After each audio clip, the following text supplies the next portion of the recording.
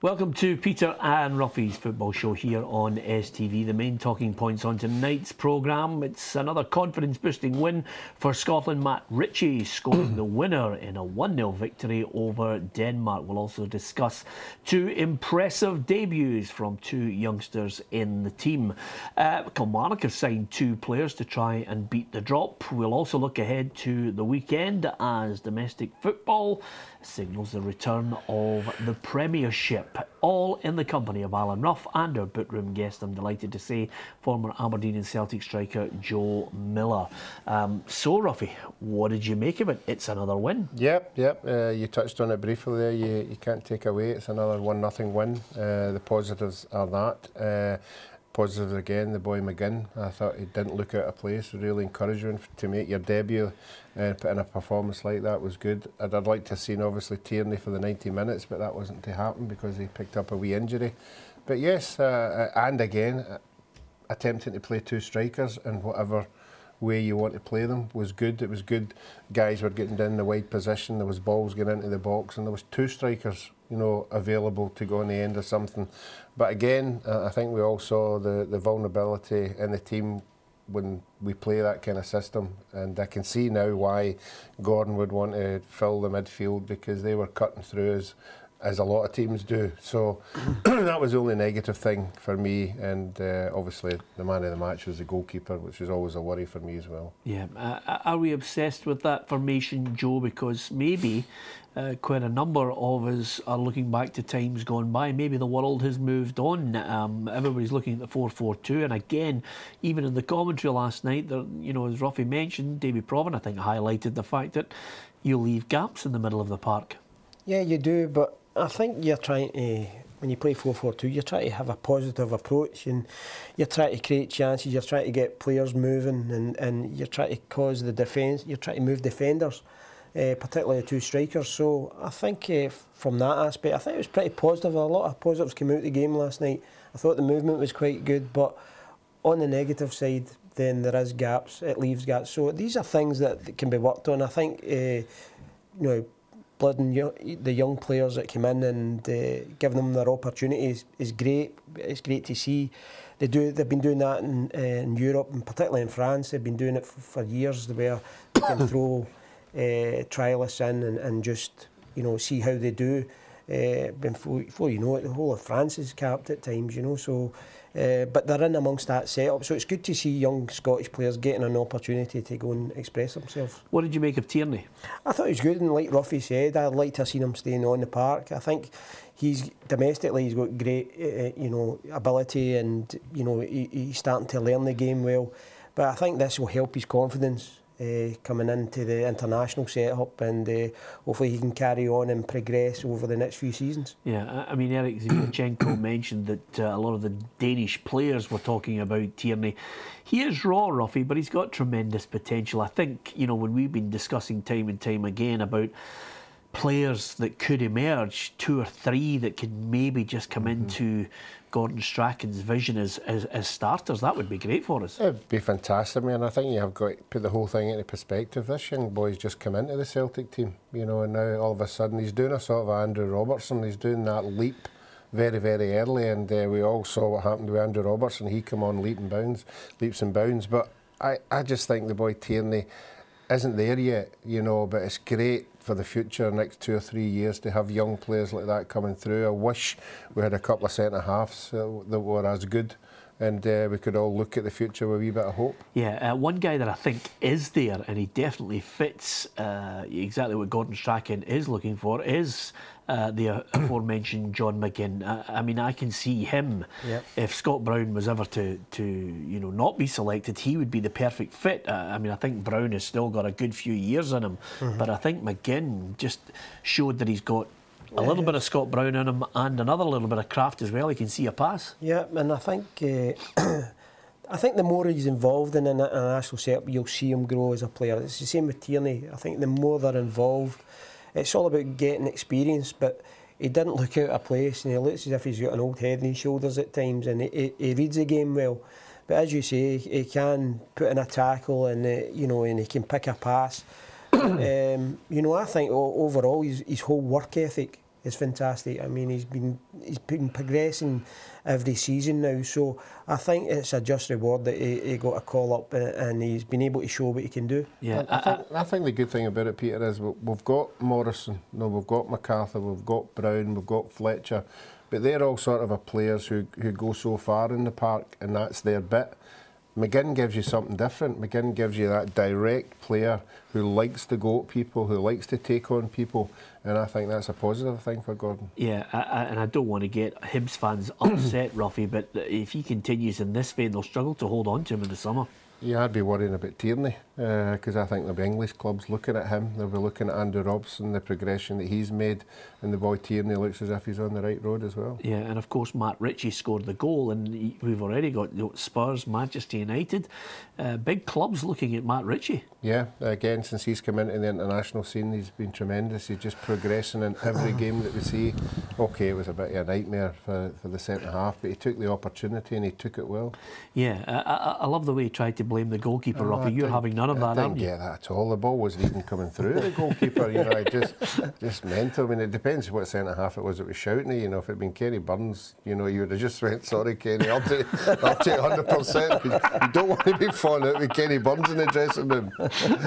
Yeah, the one downside to it all, I thought Liam Bridcut was a lucky man. I thought he should have been red carded, Joe. Oh, it was a tackle where, you know, it should have been red carded. It was a bit erratic at times, you know, but, you know, that's the way it goes, you know, but I think the boy, you know... It was a friendly. It was a friendly, you know, it could have been a lot worse. Well, it could have been a leg breaker that kills his career, that's the only thing about it. The referee, I thought, you know, you know, we like to come and go in friendlies, but I thought he was lax on that point. We keep mentioning friendlies, but it's a game of football, and that's...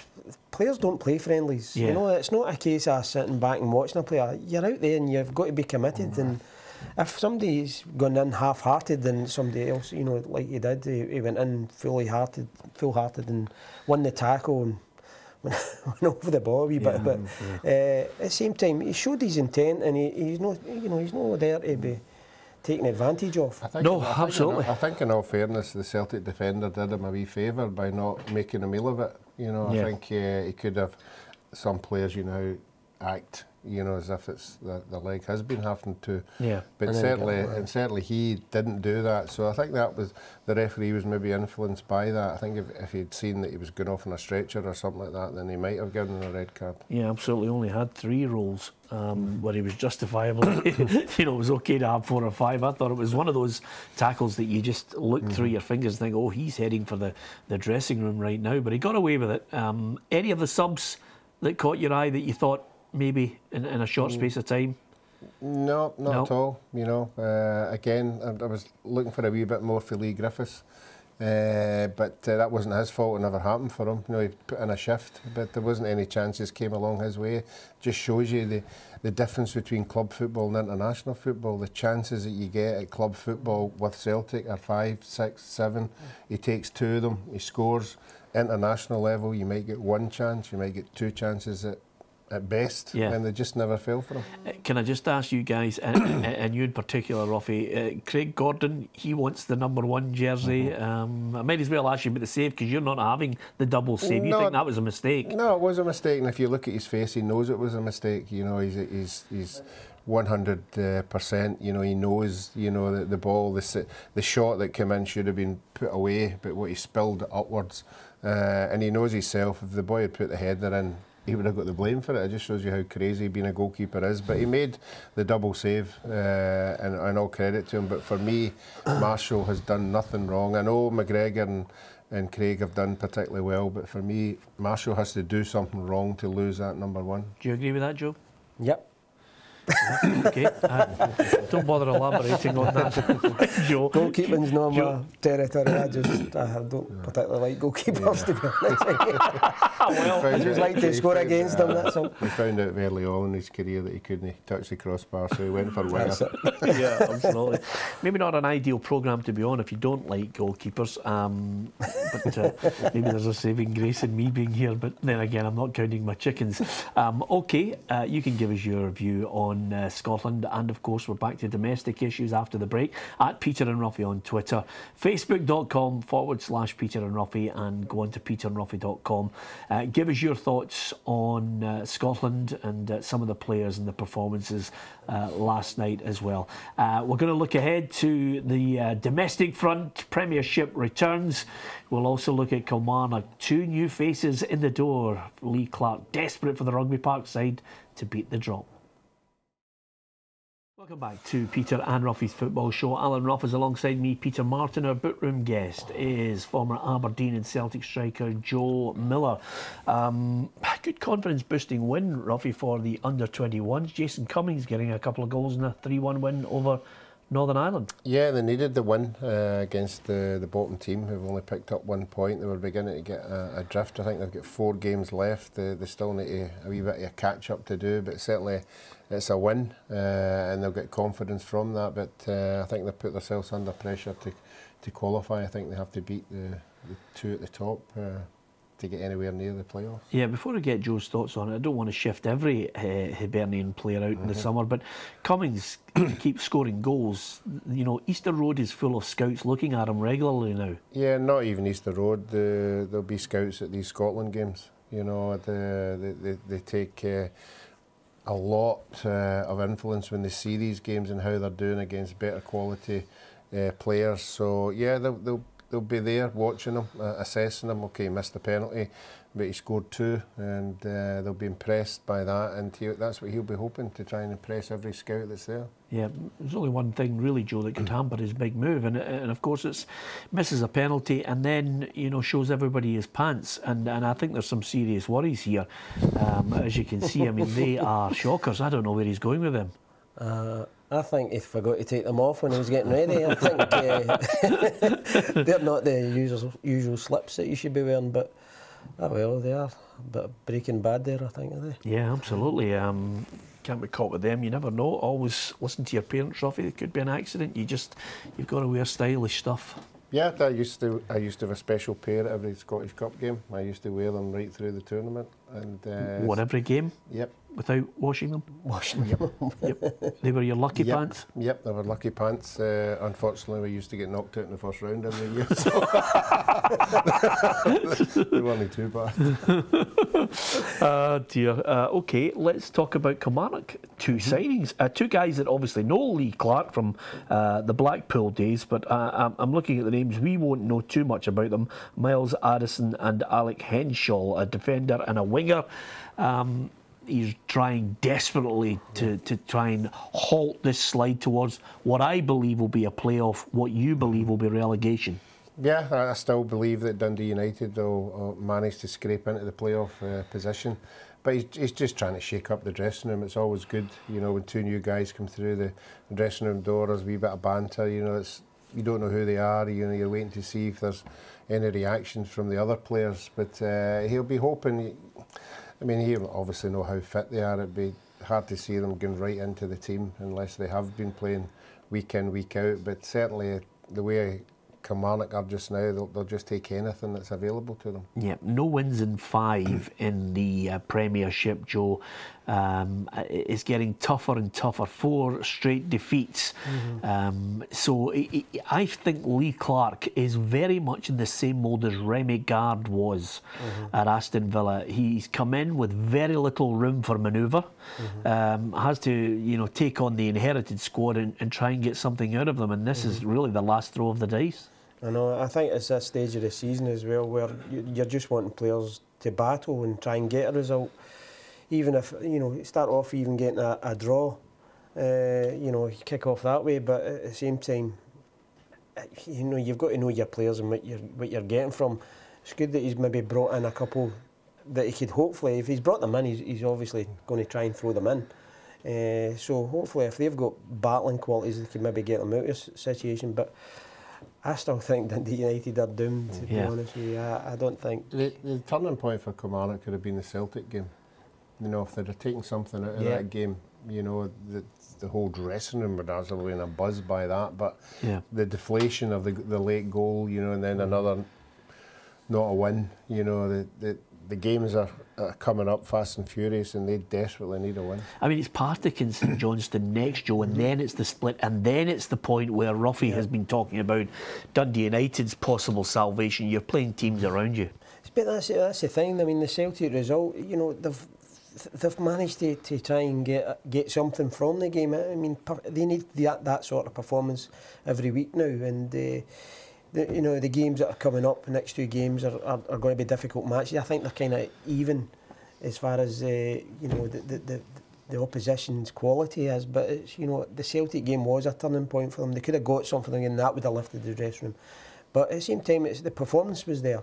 You know, they probably did a job that they were asked to do, but they're unfortunate they're in the position they're in. So you see Dundee United going down, which I agree with you on. Who do you see in the playoff place? Is it Kilmarnock or Hamilton? I think Hamilton. I think they sometimes they'll get 1 or 2 results, but I think it will be them and Dundee United. Yeah, and for you, Ruffy? I would say Hamilton, basically because they don't score enough goals for me. You can't go into games scoring 1 goal and trying to hang on to a win or hang on to a draw. You need goals, and they haven't been doing that in the last 2 or 3 months. So Kilmarnock and Hamilton for you in the bottom 2 positions? No, Dundee United and Hamilton. So Dundee United in the playoff. Yeah, and just so I can clarify things, I always like to have it crystal clear. Dundee United in the playoff playing... From the bottom? I still think Hibs. I think Hibs will come through that. And who wins that? Hibs. Hibs to win it. Okay, Joe, I always need to get a bit of clarification on this. Of course, Kilmarnock, as we mentioned, against Partick Thistle at the weekend. It'll be the return of domestic football. Just I touched on the Aston Villa job there. David Moyes has been linked with that job. I really do not see, after our discussions with him, Ruffy, I do not see David Moyes being interested in what I would term the poison chalice job, the ending of your career job. Yeah. Well, when we spoke to him, you know, I think his priorities were he doesn't mind going to a club where he has to rebuild and bring in youngsters and blood them and see the benefit of that. He wants to go to a club who's going to give him money, you know, to turn, because obviously if they're in a bit of a nightmare, he wants to have the money available to turn it round as well. And the biggest thing for me was he wants to win things. You know, he wants to win cups, he wants to win leagues. He's not going to do that at that club. Yeah, you always take people at face value and what they say to you, Joe, and that's why I just can't see David Moyes at Villa. No, I agree with you. I think even if you look back, probably even the past 25 years at Aston Villa, you know, they've had so many managers at that club. You know, it's just always been unsettled. There's no been, you know, there's not been a team where they were challenging and they were winning the European Cups, and you know that was a great side, but they've not kicked on. It's like you know, there's a monkey on their back. You know, they're trying to better that side from the 70s, and you know, I just think it's difficult for them. But you know, who would take that job at the moment? Yeah, absolutely. Just one other story I wanted to touch on before we finish, Ruffy. You know, Russell Latapy, we had him as a guest on the programme. Kevin Harper's also thrown his tuppence worth in on the issue that, you know, they don't feel as if they're getting a fair crack of the whip as far as being, you know, former players, but black players who haven't been able to get a prominent job. You know, I think the only player that I can think of who went on to become a manager in Scotland who was black was John Barnes. Is this something we need to address? I wouldn't like to think so. I wouldn't like to think. I would like to think the clubs out there give everybody a fair crack at it, at least. An interview, you know, to see what the views on the game are. It would be terrible if that was the case, and only the boys will be able to tell you, you know, if they are getting it, when there's a job coming up, if they are getting interviews, you know, but if they aren't, then I think it's a terrible situation. Yeah, I mean, Joe, I know that, you know, I constantly going out there with a number of ex-players, you know, on these show racism, the red card days. Could there be a situation subconsciously, you know, something that just doesn't enter? You know, could chairman just be looking and thinking, no, you know? No, I don't think they're consciously looking at it at all. I just think it's, you know, when a job becomes available or a coaching position, you know, it's up to the guy himself to try and make his mark in the game. And I don't think clubs are quite. They're either looking for somebody that's got a bit of experience or is doing well and maybe can take a step up. But yeah, I think when you get into coaching, you've really got to work at it. You've really got to stand. But you're in a you're applying for a job that maybe about 100 other coaches are going for, so yeah. it's very difficult. The other downside to that, Ruffy, just briefly, is the fact that, you know, Kevin Harper and Russell Latapy are very much, you know, trailblazers. There were very few black players in our game, and it's what you know, really. Yeah, and but they'll have belief in themselves that they're good enough coaching to get into the game. It just depends what level they're trying to get in at, but I'm sure both of them would take any coaching job just to get, as Joe said, started. Yep, absolutely. You can give us your view on that as well. Thanks to Joe Miller for coming on the programme tonight from Ruffy and myself. Join us tomorrow night if you can. It all starts at 7 again. Thanks for watching.